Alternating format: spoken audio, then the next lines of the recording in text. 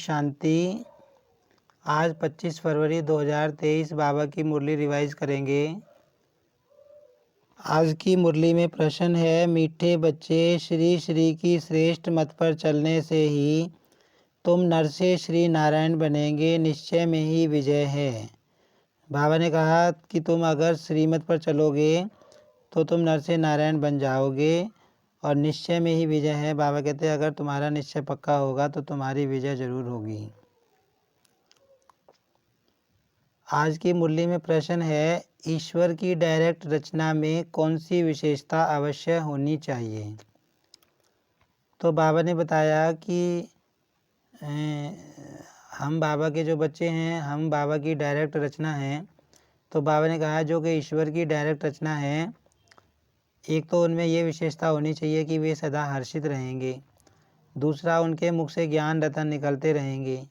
बाबा ने कहा उनकी चलन रॉयल होगी। और बाबा ने कहा कि रोना, लड़ना, झगड़ना, उल्टा सुल्टा खाना यह ईश्वरीय संतान के लक्षण नहीं हैं। बाबा ने कहा कि यह ईश्वरीय संतान की विशेषता नहीं है। बाबा ने कहा अगर तुम रोते हो, अकर्तव्य करते हो कोई, तो इससे तुम बाप की इज्जत गंवाते हो।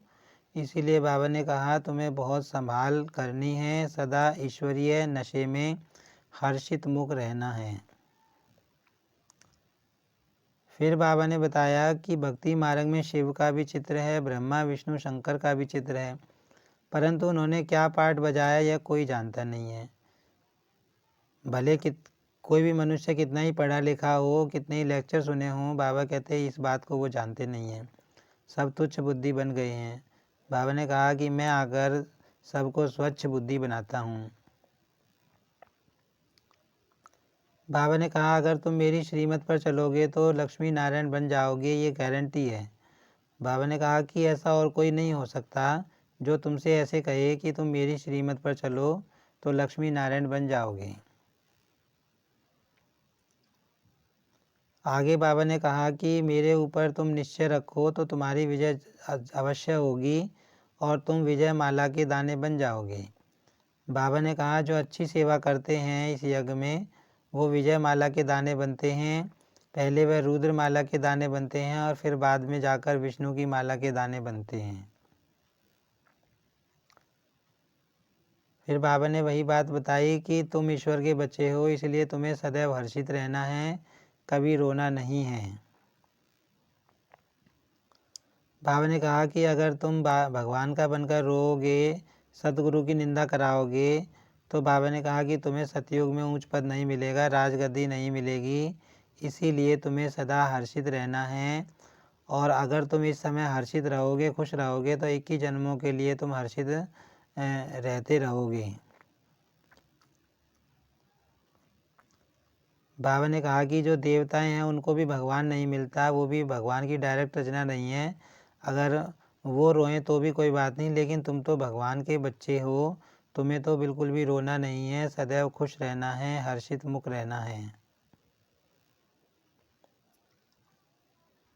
फिर बाबा ने बताया कि ये मायावी दुनिया है, मायापुरी है, दुख और दर्द की दुनिया है, कब्रिस्तान है। बाबा ने कहा इस दुनिया को याद नहीं करना है, तुम्हें बुद्धि से सिर्फ बाप को याद करना है और वर्षे को याद करना है।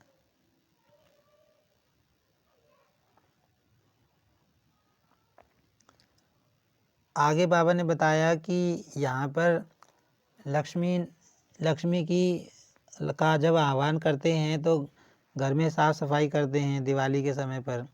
तो बाबा ने कहा कि जब वास्तव में लक्ष्मी नारायण यहाँ आएंगे धरती पर, तो उस समय तो ये धरती स्वर्ग बन जाएगी, सुंदर बन जाएगी, बिल्कुल साफ़ स्वच्छ बन जाएगी।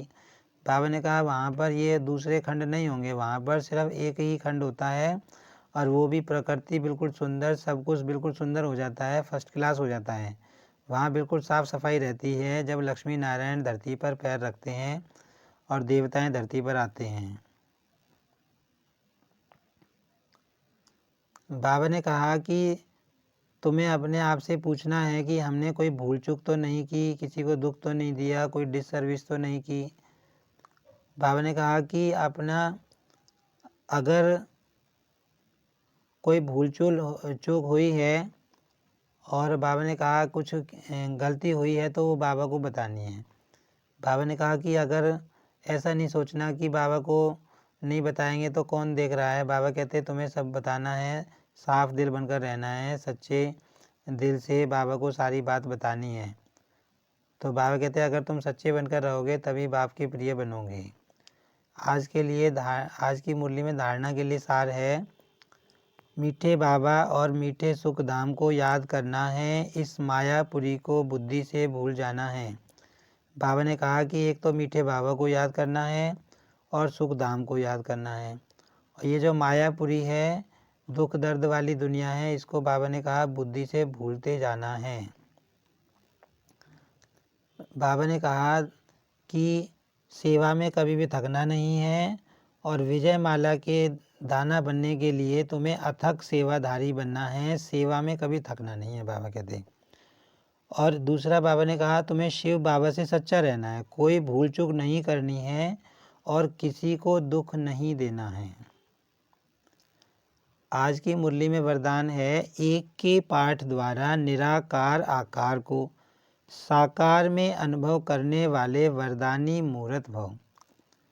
तो बाबा ने बताया कि तुम एक का पाठ पक्का कर लो अगर, तो तुम वरदाता को राजी कर लोगे। फिर बाबा ने कहा कि अगर तुम एक का पाठ पक्का कर लेते हो तो फिर अमृत वेले से रात तक हर दिनचर्या के क्रम में वरदानों से पलते चलते उड़ते रहेंगे। अब वो एक का पाठ बाबा ने कौन कौन सा बताया। एक तो बाबा ने बताया तुम्हें एक बल एक भरोसा होकर रहना है, माना शिव बाबा पर ही भरोसा रखना है। दूसरा एक मत पर चलना है, माना शिव बाबा की ही मत पर चलना है। एक रस होकर रहना है और एकता सबके साथ मिलकर रहना है। और एकांत प्रिय का बाबा अर्थ बताते हैं कि एक के अंत में खोए रहना है, मतलब बहुतों को याद नहीं करना है, शिव बाबा की याद में ही समाये रहना है। तो बाबा ने कहा कि एक बल एक भरोसा, एक मत एक रस, एकता और एकांत प्रिय, इन सब शब्दों में एक आ रहा है ना। तो बाबा ने कहा ये सारे एक का पाठ तुम पक्का कर लो तो फिर तुम क्या बन जाओगे।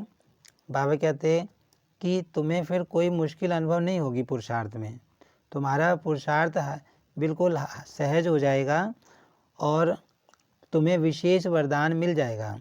वो वरदान कौन सा है। बाबा ने कहा कि फिर तुमको ऐसा महसूस होगा कि जैसे निराकार शिव बाबा हमारे साथ साथ है, साकार में बिल्कुल हमारे साथ साथ है। आज की मुरली में स्लोगन है, किसी से किनारा करके अपनी अवस्था बनाने की बजाय सर्व का सहारा बनो।